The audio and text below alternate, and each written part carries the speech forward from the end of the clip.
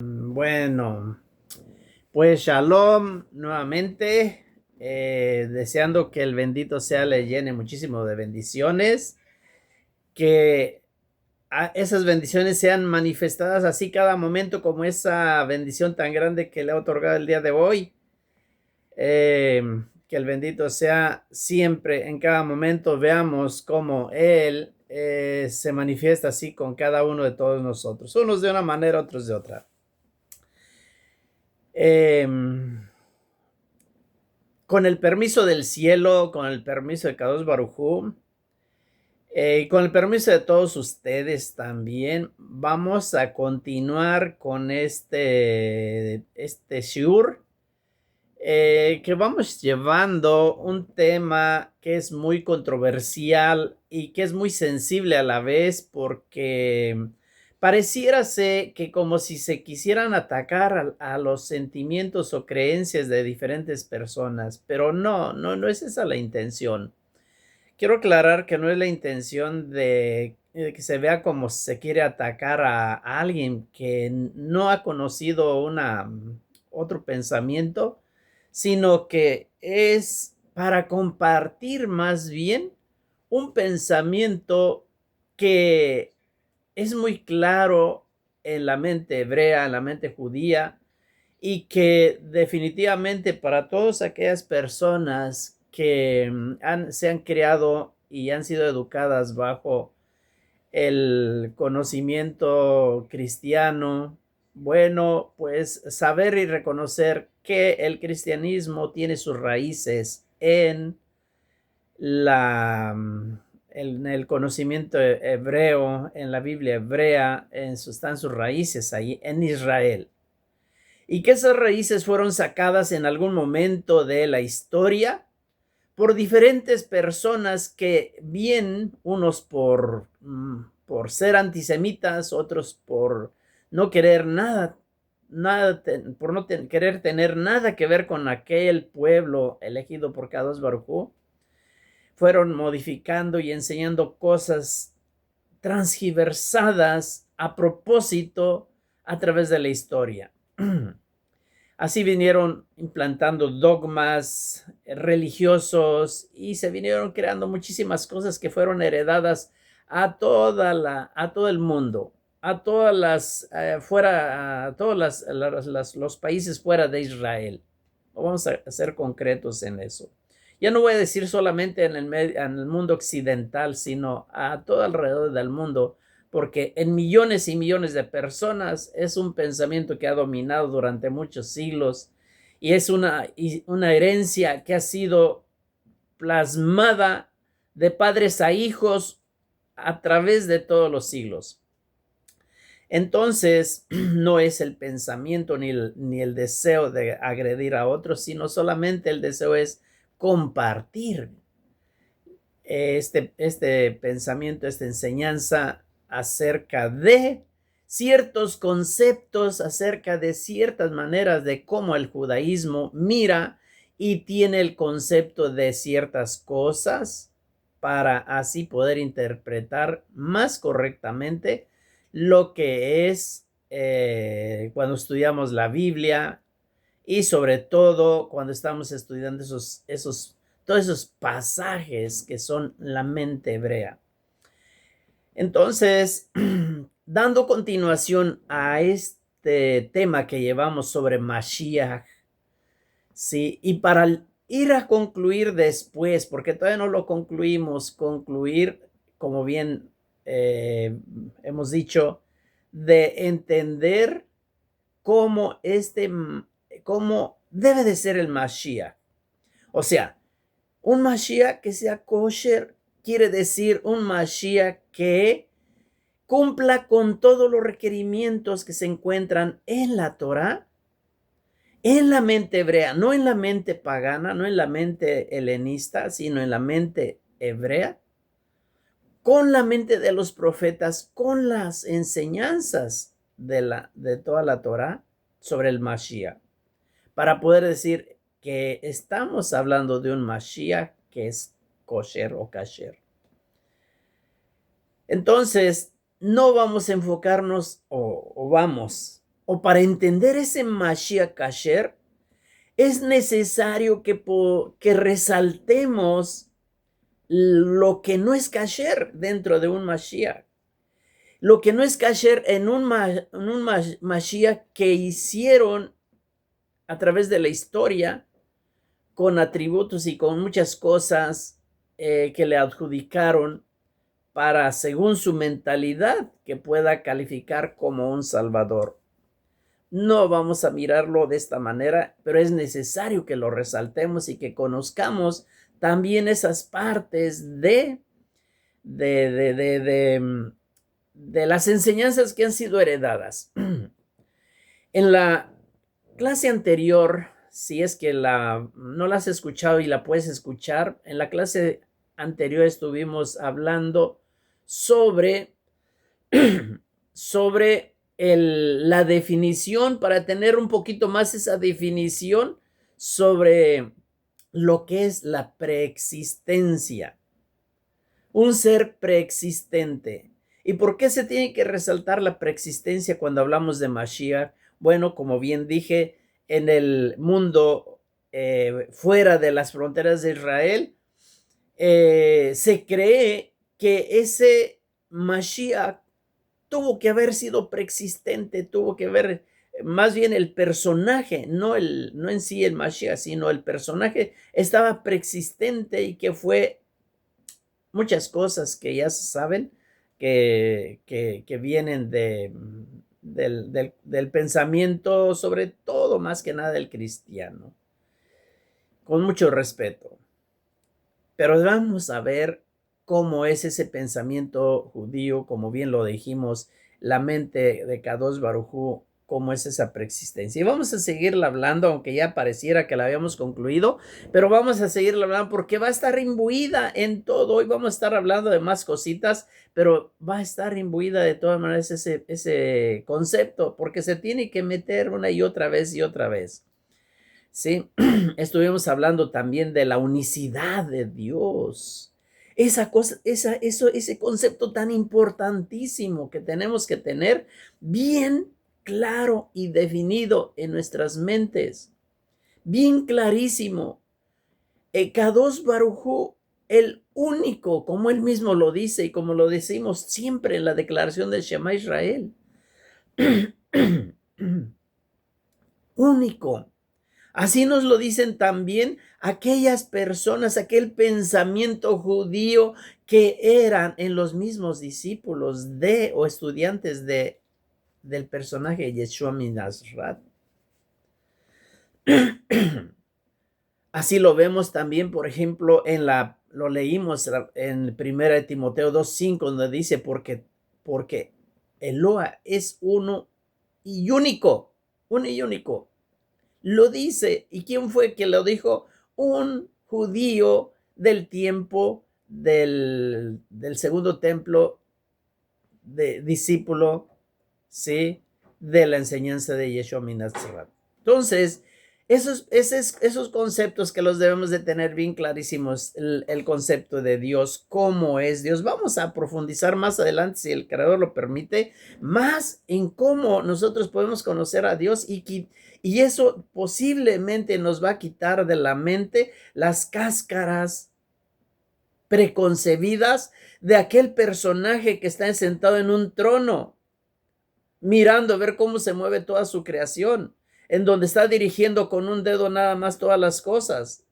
Posiblemente lo vamos a poder sacar de la mente y entenderlo como se entiende en la mente judía, sobre todo como dice el profeta Eliyahu Hanabí, que dice, tú eres Señor del universo, tú eres uno y único, y a ti ninguna mente te puede comprender, ni entender, ni saber, ni conocer, porque tú eres lo máximo y no hay una mente que pueda entender a Kadosh Baruj Hu ni ser. Porque en el momento cuando una mente, y sobre todo una mente humana, pueda entender quién es Dios, esa persona es mismo Dios ya.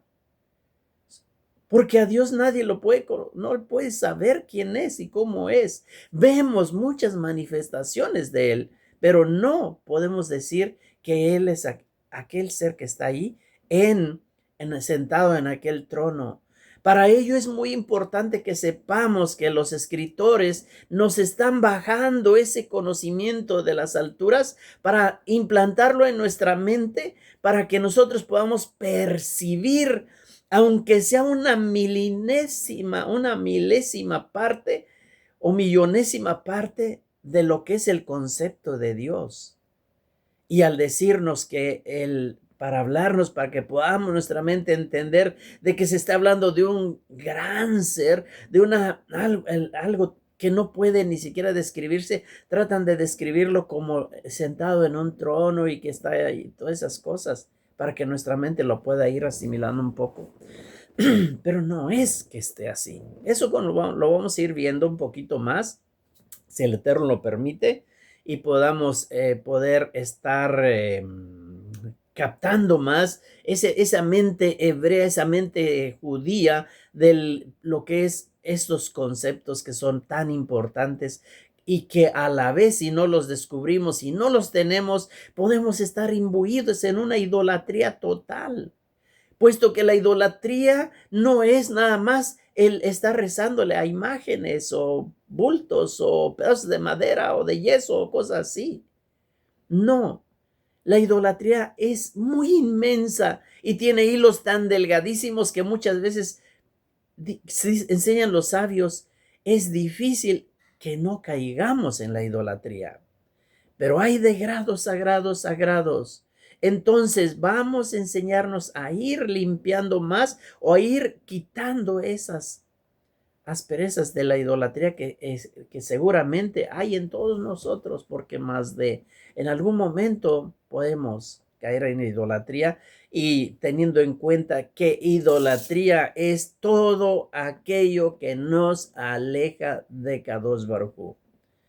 Eso, y vemos como esa definición de lo que es de idolatría para poder entender más también ese concepto. Y lo vamos a ir archivándolo, lo vamos a ir llevando al transcurso de todas las clases y todo, para que podamos irlo ahí martillándolo en nuestra cabeza. Es una palabra que se me metió a decir martillándolo, porque yo uso mucho el martillo y a base del martillo se entran aquellas cosas duras que muchas veces no puedes entrar y te cuesta darle martillazos y martillazos más fuerte y más fuerte. Entonces, esperemos que a través de tanto repetición, algo se va a reflexionar, algo va a entenderse. Entonces, así, esos conceptos es muy importantísimo que los vamos a ir llevando y los vamos a ir dándoles vuelta como si repitiéramos y como si repetimos, pero son muy, muy necesarios, ¿sí? Ahora, vamos a ir viendo que todos esos pensamientos helenistas que se fueron creándose a través, porque no se dieron de la noche a la mañana, fueron dándose a través de años, años y años, y mentes, y una mente así y otra mente así y otra mente así, y surgió otro pensador y otro pensador, pero con las mentes griegas filosóficas. Por eso en el Siur pasado mencionábamos, no, yo me atrevo a decir, los padres del cristianismo no es Abraham, Isaac y Jacob. No, entendámoslos y vamos por qué. Y no es porque los quiera sacar de ahí, sino porque el concepto que plantea el cristianismo acerca de, por ejemplo, de Dios y de Mashiach y de todo eso, no son más que los conceptos planteados por Aristóteles, por Sócrates y por esos padres griegos de la filosofía griega, ¿sí? No por Abraham, Isaac y Jacob, que Abraham fue el primero que dijo la unicidad de Dios, el monoteísmo. Es por eso que decimos que el cristianismo tal vez quiere pegarse, pero a la vez no se despega de sus pensamientos, y entonces que no puede soltarlos a los padres filosóficos, ¿sí? Aristotélicos, No, es muy importante que se reflexione en eso, porque solamente de esa manera, sacándonos del helenismo, sacándonos de esa filosofía griega, es que podemos entrar al pensamiento hebreo, al pensamiento judío, el pensamiento de los profetas, el pensamiento de Yeshua, porque Yeshua era un alma judía, un pensador judío, un estudioso de Torah que enseñó la cultura hebrea judía auténtica, como lo enseñaban los profetas, como lo enseñó Moshe Rabeno, como lo enseñó el profeta Samuel, todos, ¿sí? Entonces eso tenemos que tenerlo, llevarlo ahí muy bien. Ahora, en todo esto habíamos mencionado que vamos ya a ir hablando un poquito acerca del nacimiento, de esa manera de cómo es. Si estamos hablando de la preexistencia, entonces tenemos que hablar del nacimiento de el personaje Yeshua. ¿Por qué? Porque se ha hablado mucho de la manera de cómo fue nacido. Y para ello debemos de ir entendiendo entonces el pensamiento judío, el pensamiento hebreo, el pensamiento de los profetas, las enseñanzas que los profetas nos dieron para que nosotros podamos identificar al personaje que sea real y auténtico y que califique para poder ser el que estaban hablando los profetas. Por consiguiente, si estamos hablando y estamos creyendo en que el personaje Yeshua de Nazaret es el Mashiach, califica para el Mashiach, que vamos a ver para ver si realmente califica para ser el que creemos nosotros que es Mashiach. Debe calificar, no nada más por creencia y por fe vamos a estar diciendo que Yeshua Nazaret es el Mesías. No, tiene que pasar por el filtro de la Torá. No nada más porque vienen unas personas y enseñan y dicen, él es el Mashiach, o porque vienen unos escritos evangélicos, ¿cómo se dice? No, los evangelios, sí, los evangelios, escritos, sí, de evangelios, no sé cómo decir la palabra más. Y que en esos hay escritos que dice, él es el Mesías. No, ecuménicos porque se fueron dando después en los concilios, ¿verdad? Pero no por eso vamos nosotros a decir, ay, mi fe la deposito en eso, entonces sí es el Mesías. No, vamos a calificarlo realmente si es que pasa el filtro de la Torá, si es que pasa todo el Tanakh donde están los escritos de los profetas, para ver si realmente él es. Para empezar, nosotros vamos a hablar, y si vamos a estar hablando de él, tenemos primeramente que saber que él fue y que tuvo que ser a fuerzas por necesidad y por fuerza, ser nacido de una mujer, ¿sí? Que tuvo que haber tenido ombligo primeramente, tener ombligo, nacido de una mujer y que tiene que ser inseminado por un hombre, ¿sí? Tiene que ser inseminado por un hombre. O sea, tiene que ser una persona que tiene que haber nacido de un óvulo fecundado por un esperma. Que eso lo vamos a avalar con las profecías que están en el Tanakh. Ahorita no, en este momento no, solo estoy hablándolo porque cuando hablemos más al ratito de lo que es el nacimiento y quién es y las calificaciones que estoy hablando, allí es donde vamos a estar metiendo, dando los textos para que no nos absorban mucho el tiempo, porque corre rápido, pero debemos de ir llevando eso en nuestra mente, saber que el personaje tiene que ser un ser humano. No tiene sentido, ni un sentido en nuestra mente lógica y entendible y racional conciencia, hacer la conciencia de que no tiene sentido ni lógica que venga un ser dotado de todas las virtudes, dotado de todo la fuerza, como ser un Dios y que te venga a enseñar la Torah que tú tienes que guardar. Que te venga a decirte, tienes que guardar todos estos mandamientos que están en la Torah y que yo te voy a mostrar cómo se guardan. Y que el dominador de todo, porque tiene el poder de todo, pueda estar dominando todos esos emociones y sentimientos y lo que cuesta guardar los mandamientos. O sea, hacer la conciencia de que no tiene sentido de que Kadosh Baruj Hu nos mande una Torah primeramente, una Torah en la cual nos está diciendo, tienen que guardar todos estos mandamientos, y si no los pueden guardar, para que vean que sí, que sí se pueden guardar, voy a mandar a un ser que los va a cumplir, para que vean que sí se van a cumplir, pero ese ser está dotado de virtudes que no tenemos nosotros como humanos. No tiene ningún sentido. Entonces, desde allí tenemos que ver que la persona que va a venir para que pueda ir calificándose, tiene que ser un hombre. Sí, primeramente, un hombre, porque Mashiach no puede ser una mujer. Eso descartémoslo, queda descartado de por sí ya.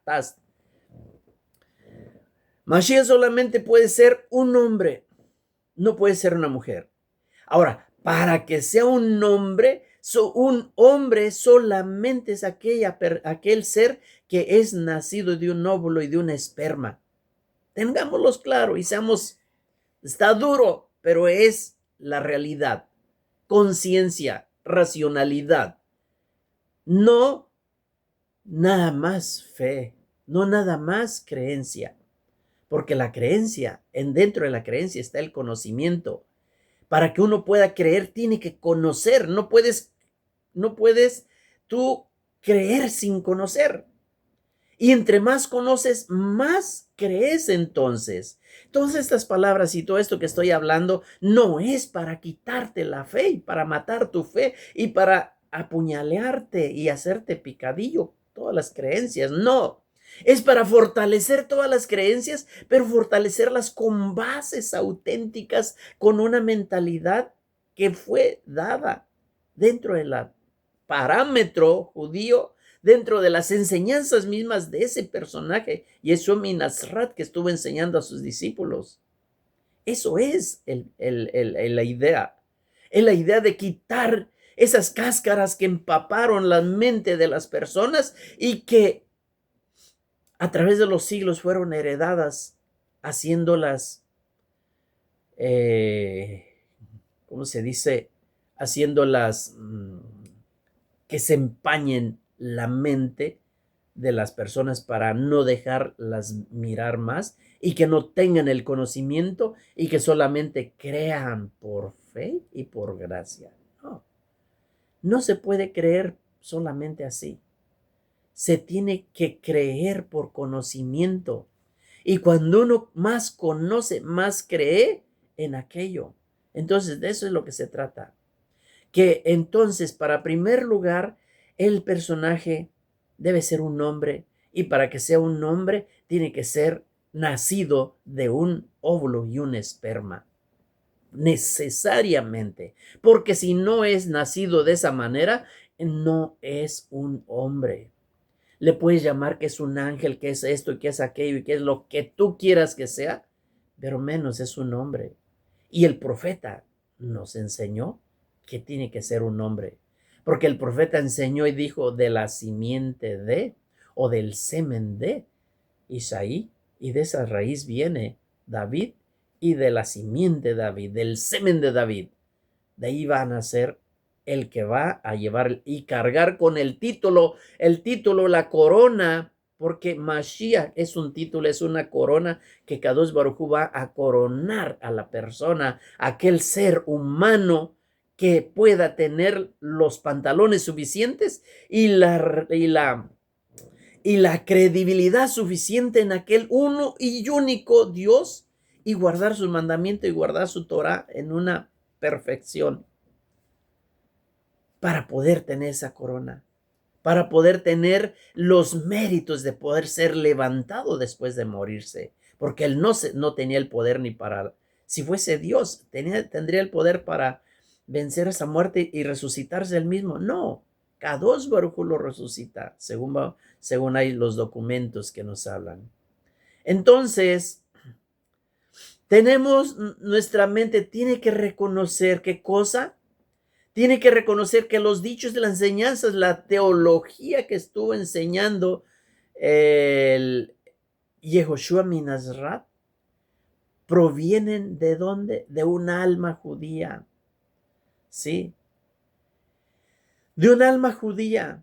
Y así lo vamos a estar mirando a través de las lecturas que se vayan a ir dando. Vamos a estar viendo que esos escritores que escribieron esos documentos que se conocen como el Nuevo Testamento, mal dicho, pero voy a mencionarlos así, fueron escritores judíos y que con el tiempo se sacaron muchas cosas, muchos textos y se acuñaron muchos otros. Ahora bien, y ojo, ¿por qué? Porque mientras se ignore que Yeshua fue un hombre judío, con una mentalidad judía, con un mensaje judío en sus labios, porque eso es lo que sacaba de sus labios, ¿sí? Si ignoramos eso, entonces se corre el peligro de estar dando puras malas interpretaciones a las palabras y dichos que él fue dando. ¿Sí? Porque él no mencionó nunca nada que no estuviera dentro de la Torá, tanto de la Torá escrita como la Torá oral. Y podemos mencionar después, en algún momento, todo el sermón del monte no era más que Torah oral. Y muchos pueden pensar, oh, él era y tenía, porque tenía el poder. Y mira cómo todo, él se le iluminaba la mente y enseñaba esas cosas que se encuentran en el libro de Mateo, capítulo 5, me parece, el sermón del monte. Pero si nosotros vemos, esa es la Torah oral que se hablaba desde muchísimos años antes, que es una Torah que ya se había estado olvidando y que él estaba repitiendo, dándoselas nuevamente a conocer. Reconozcamos y sepamos que en el tiempo de cuando estuvo el personaje de Shomi Nazrat, es la cultura de las personas judías, era el porcentaje de saber leer y escribir era muy bajo. Eso lo vemos causado por los exilios. El exilio babilónico, cómo llegaron y cuándo los juntó Ezra, el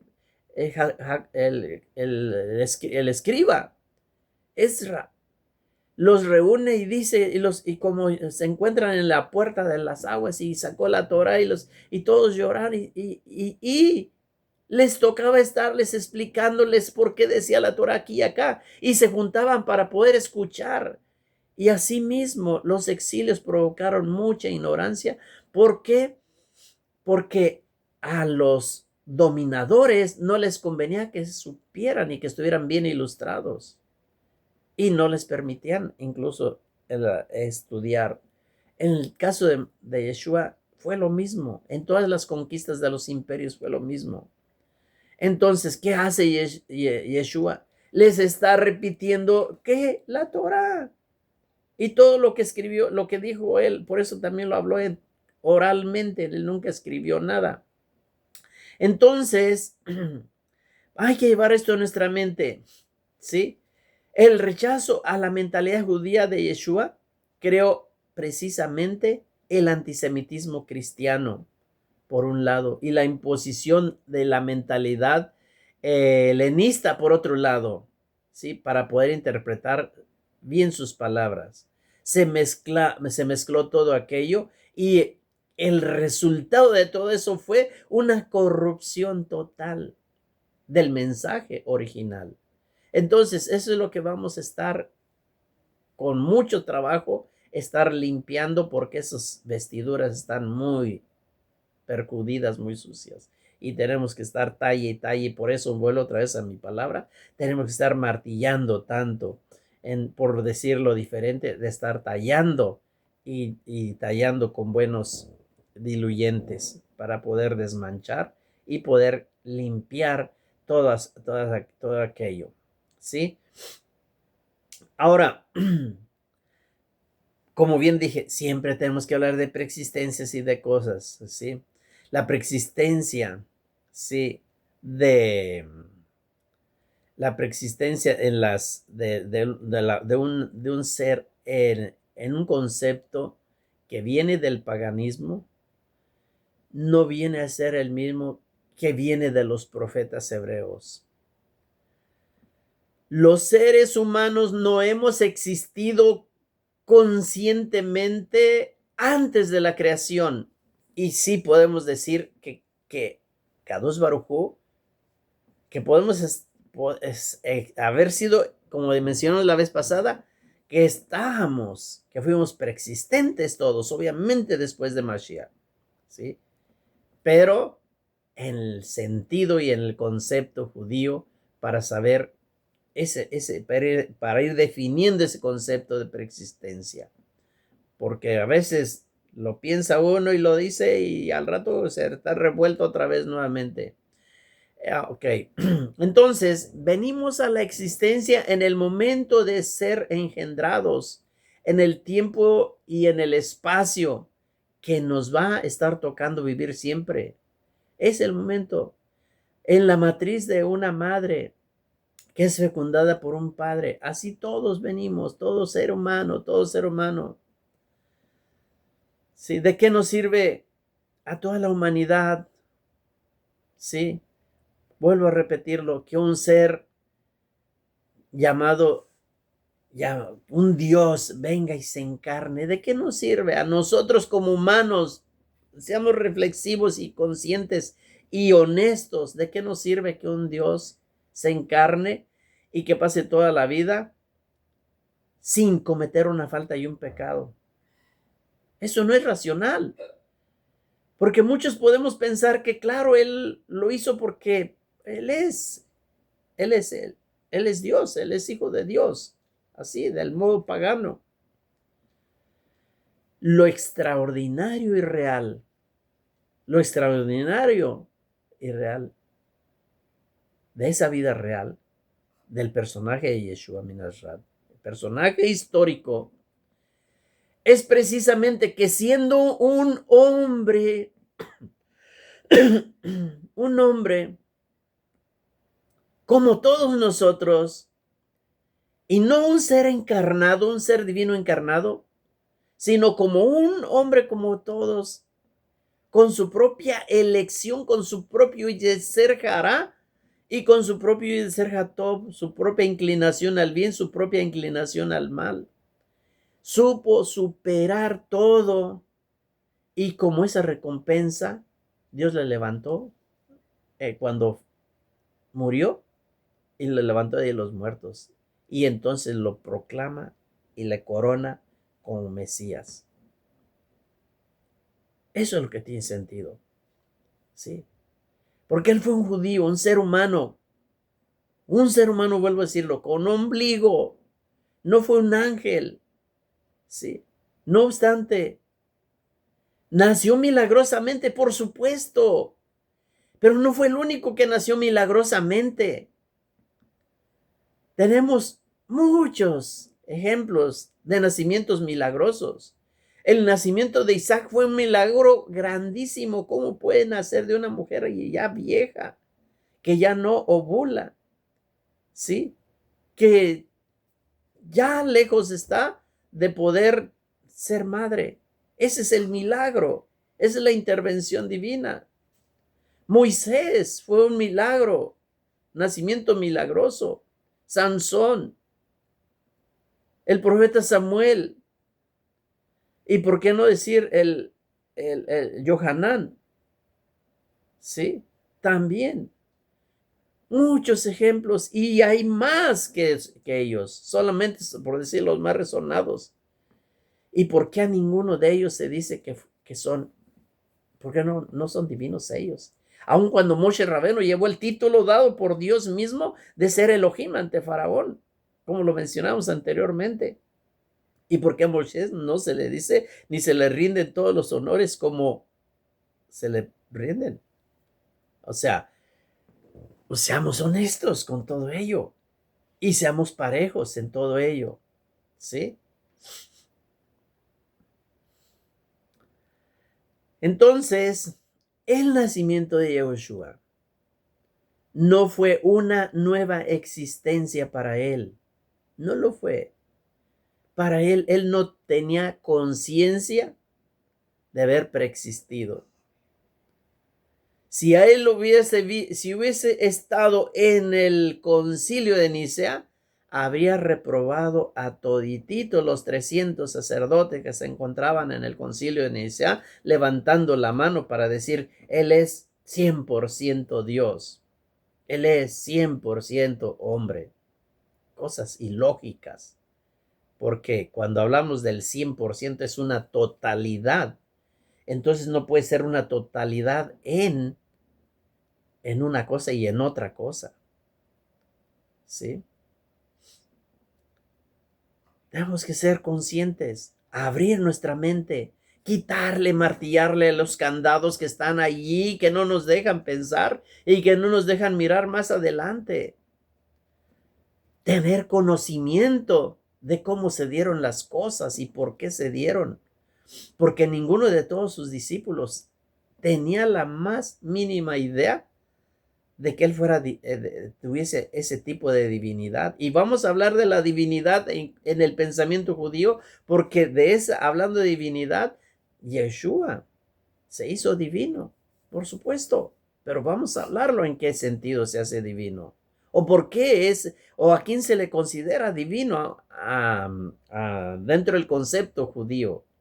No nomás porque vemos y hay textos que hablan de concepto de divinidad, inmediatamente se llevan a los pensamientos helenistas y ya no se conocen. Por eso es muy necesario martillarlos y tenerlos siempre en nuestra mente. Preexistencia, entonces, quedamos que es todo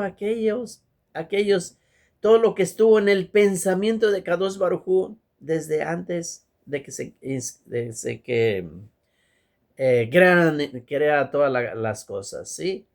En su pensamiento, porque el pensamiento de Dios, por así decirlo, si así pensáramos que Él tiene pensamiento, pero ni siquiera debemos pensar que Él tiene pensamiento, que Él no tiene mente. Pero si decimos que es la mente de Dios, por llevar a un concepto, por la idea, en esa mente de Dios existe todo. Asimismo enseña la misma Torah que Kadosh Baruj Hu conoce el cabello de todas las personas, la cantidad de pelos que tenemos todos. ¿Cómo puede ser si somos billones de personas? Y las hojas de los árboles, contémoslas, de toda la tierra. ¿Acaso podríamos? Y cuando hablamos de eso, decimos que la mente de Dios, Él tiene conocimiento hasta de la más mínima hoja. Eso es para entender nosotros que nuestra mente pueda entender la magnitud de la mente de Dios, y con esa magnitud entonces podemos saber que en esa mente ahí está toda la preexistencia de toda la humanidad, de todo el universo y de todo, y que cada quien va a existir y aparecer en el momento cuando tenemos que hacerlo. ¿Por qué no viviste tú hace 300 años? Yo no creo en la reencarnación. Hay muchos que creen y piensan que estuvieron en la reencarnación allá desde hace no sé cuántos miles de años. Yo en lo personal no, porque entonces no tendría sentido, los, los conceptos que estamos teniendo. No tendría sentido el concepto de Mashiach, no tendría sentido nada de eso. Y por eso no creo yo en la reencarnación, ¿sí? Y no porque no crea en la reencarnación, entonces voy a pensar y decir, no, él no pudo ser un Dios que vino a encarnarse. No es por eso. Es porque no es así el pensamiento judío, ¿sí? Entonces, aunque dentro del judaísmo se habla mucho de la reencarnación, yo en lo particular, y lo respeto mucho, yo no, porque yo creo en el personaje Yeshua. Porque yo he visto, he leído, he estudiado que históricamente, para empezar, no hay manera de cómo ni siquiera cualquier persona pueda negar la existencia. De ahí empezamos, de ahí partimos a todos los demás conocimientos y vamos a entender. Entonces yo voy a entender y voy a creer en la manera como creo, para saber si tiene sentido o no tiene sentido. Pero para ello tengo que abrir mi mente y estar analizando todas y todas las cosas bien. Entonces, desde ahí, el pensamiento de Dios, nada más por decir el pensamiento, la mente de Dios, todo lo que está ahí antes de que suceda es preexistente, antes de que haga su existencia histórica, o sea, real, física, ¿sí? Pero no es de la otra manera. Entonces, volvemos otra vez, ahí está repitiendo en cada momento, eh, está repitiendo todas esas maneras que como que si ya las habíamos concluido, pero no las vamos a concluir, ¿sí? Porque el pensamiento niceno, el pensamiento en la enseñanza nicena quedó machacada a través de todos los años, año tras año, día tras día tras día, muerte con muerte con muerte, y ya hubo mucha sangre, y a base de toda esa sangre se quedó bien estampadas en las conciencias de las personas, y cuesta muchísimo sacarse eso. Entonces, para no volver a caer en eso, que lo fueron ideando bien, para que les fuera coincidiendo unas cosas y borrando otras y quitando otras, para que pudieran darles. Y podemos caer, se puede caer en esos pensamientos nicianos, y eso es lo que hay que estarnos repitiendo cada vez para no caer en esos pensamientos de que se dieron desde que surgieron en ese horno, o en ese laboratorio más bien de Nicea, laboratorio en donde se elaboraron todas esas ideas preconcebidas y todo aquello, ¿no? Fuera del pensamiento judío, fuera del pensamiento hebreo, porque no había ni un sacerdote judío allí. 300, habla la historia de 300 sacerdotes, de todos menos un judío, porque lo que menos querían, la influencia judía, para estudiar ellos los libros judíos. ¡Qué incongruencia! ¿No creen? Una incongruencia grandísima. ¡Qué incongruencia tan grande! Pero así se dieron las cosas y así hay que irlas ahora, a base de mucho trabajo, irlas martillando para irlas quitando y sacándolas todo. Por supuesto, ahora en este tiempo en el judaísmo existen muchas otras maneras de interpretar conceptos sobre el Mesías y sobre el mismo Yeshua. Pero ahora no vamos a estar entrando allí en ese tema de otros conceptos, ¿sí? Porque de ahí surge el dicho, donde hay donde hay dos judíos, siempre va a haber tres opiniones. Y ahorita vamos a tratar de ir aquí por otro ladito, ¿sí? Vamos a ir viendo la interpretación que tuvo Yeshua, más bien de en su tiempo de todas sobre las enseñanzas que le estaba dando, ¿sí? Sí, entonces, quedamos ya un poquito más establecidos en ese pensamiento sobre esa preexistencia. Vamos ahí, darle. En la carta que tenemos de Pedro, sí, la primera de Pedro, me parece que es. Quiero leerla para ver algo muy importante, porque recordemos, ¿quién fue Pedro? Fue un judío, nuevamente, fue un judío, ¿sí? Con enseñanza de Yeshua. ¿Y qué enseñó él en esa carta, primera de Pedro? Allí, el capítulo 1, verso 1, dice, Kefa, emisario Yeshua, al pueblo escogido, los que han sido llevados al exilio y están ahora en la diáspora, en el Ponto, Galicia, Capadocia, Asia y Bitinia. Primeramente está hablando a quienes, a judíos mismos, porque dice, fueron exiliados. llevados al exilio. Está hablando de judíos, dice, elegidos según la presciencia, así está traducido aquí, la presciencia de Eloah. Estamos hablando de la mente de Dios. Él mismo está hablando, elegidos según la presciencia de Dios. ¿Sí? Elegidos según la presciencia de Dios, de Eloah, el Padre en santificación de la Ruaj. ¿Sí? Entonces, son textos que nos van dando con el pensamiento judío cómo se concebía todo ello en esos pensamientos de ahí, ¿sí? ¿Cómo se dice? Iba a leer un texto según una versión católica, ¿sí? Para ver cómo lo dice, pero no creo que lo tengo completo. Porque tengo una parte que dice, a los elegidos a quienes Dios Padre conoció de antemano. Así está en esa versión ecuménica. Y también allí dice, conoció de antemano y podemos interpretar, y de ahí está hablando también de ello, que desde mucho antes ya conocía. O sea, aún con esos conocimientos, de todas maneras, quieren plantar muchas otras cosas, ¿sí? Sí. Entonces, en otras palabras, lo que nos está enseñando que todo Israel ha sido conocido de antemano por Dios. Todos, todos, como lo que estamos hablando así, ¿sí? Desde antes de Abraham.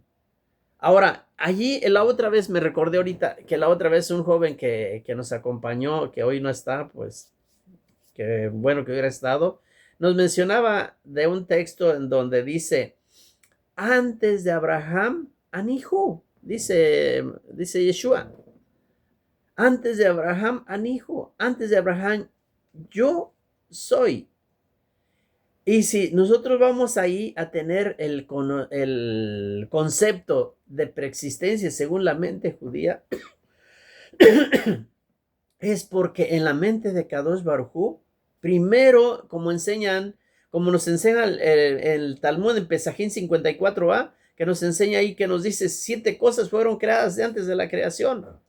Y entre esas 7 cosas está el concepto de Mashiach. Y por eso Yeshua le dice, cuando les está enseñando y que le están preguntando acerca de y si él es realmente enseñándoles, mostrando que él es Mashiach, o en esas palabras le está diciendo, antes de Abraham, Anihu, antes de Abraham yo fui, o yo soy, o yo fui, ¿sí? Más bien se traduce como yo fui. Y dicen todos, ¿ves? Como él estaba antes, desde antes de la creación, él es porque está hablando Yeshua, el que está diciendo, pero no está hablando en el concepto de su persona física, está hablando en el concepto de la mente de Dios, que tenía el concepto de Mashiach antes de Abraham, porque dicen los sabios en el Talmud, en Pesajín, dicen que antes de hacer toda la creación, creó la Torah, creó el Mashiach, creó la Teshuvah, creó el Geinón, creó todas las cosas, en donde armó todo el esquema, y después de ahí, por medio de la Torah, fue que estuvo haciendo la creación. Entonces, en esa manera, Mashiach fue antes que todos nosotros, antes que todos nosotros. Entonces, de esa manera es que le dice él, antes de Abraham, Anijo, yo soy, yo fui. Y eso es en la mente judía, se entienden perfectamente. Por eso, él les deja bien claro ahí con ello, para que no tengan otros pensamientos. Ya voy a estar terminando, ¿sí? Solo que me gustaría leer allí en el verso 20 del primero de aquí de la carta esta de Kefa. Dice, ciertamente conocido por Hashem, voy a usar el nombre sagrado, por Hashem, habla del nombre sagrado, ciertamente conocido por Hashem desde antes de la fundación del mundo, pero revelado en Aharit Hayamim. ¿Qué eso es Aharit Hayamim? Los tiempos postreros, por amor de vosotros. Es lo que dice. Antes, dice en otra versión, antes de que yo te formara en el seno materno te conocí. Eso también le estuvo diciendo, perdón, al profeta, ¿sí? También a él le dice, antes que yo te formara en el seno materno, te conocí. Al profeta le está diciendo eso. Entonces, nos están dando los datos exactos. ¿Cuál es la mente judía acerca de la preexistencia? Acerca de Kefa, en el verso 20, que dice otra vez lo voy a leer, dice que antes de la fundación del mundo, ¿sí? Te conocí. O sea, esa es la mente judía. Kefa, un judío. Entonces, desliguemos todo pensamiento helenista, el cual piensa y que dicen, y cuando hablan de inmediatamente de decir el concepto Mashiach, inmediatamente empiezan el personaje, o si es cristiano, piensa en el personaje Jesús, y luego lo ubica ya con Dios haciendo la creación. Además que él era el Dabar, además que él era el verbo, además que él era el logos, además que él era la palabra, la sabiduría, y además que él era muchas cosas que están por ahí, que se escriben, ¿no? O sea, siempre lo colocan ahí. No, no es así la mente judía. La mente judía fue otra, y recordemos que todos estos libros fueron dados ¿a quién? Al pueblo hebreo con la mente judía, y quienes escribieron todos estos libros fueron judíos. Los libros que vamos a tener después ya son manipulados por mentes que no son judías y las sacan de sus contextos. Eso vamos a llevárnoslo allí ahora. Y como ya se me hizo muy largo y todo, y tenía muchas otras que iba a leer, pero ya pensé que no, creí que se me fuera a alargar. Ahí lo voy a dejar otra vez, como siempre, sin terminar, pero espero que estas palabras que hemos estado hablando puedan ir rompiendo nuestros candaditos que tenemos en nuestra mente, que no nos deja allí, las celditas que tenemos en la mente. Nuestro cerebro está compuesto por muchas celdas allí que son las que hacen cómo pensemos y todo, y cómo actuemos y cómo nos manifestemos y muchas cosas, que esos candaditos que están ahí cerrando vayan siendo rompiéndose cada vez, y nuestra mente pueda estar abriendo, y podamos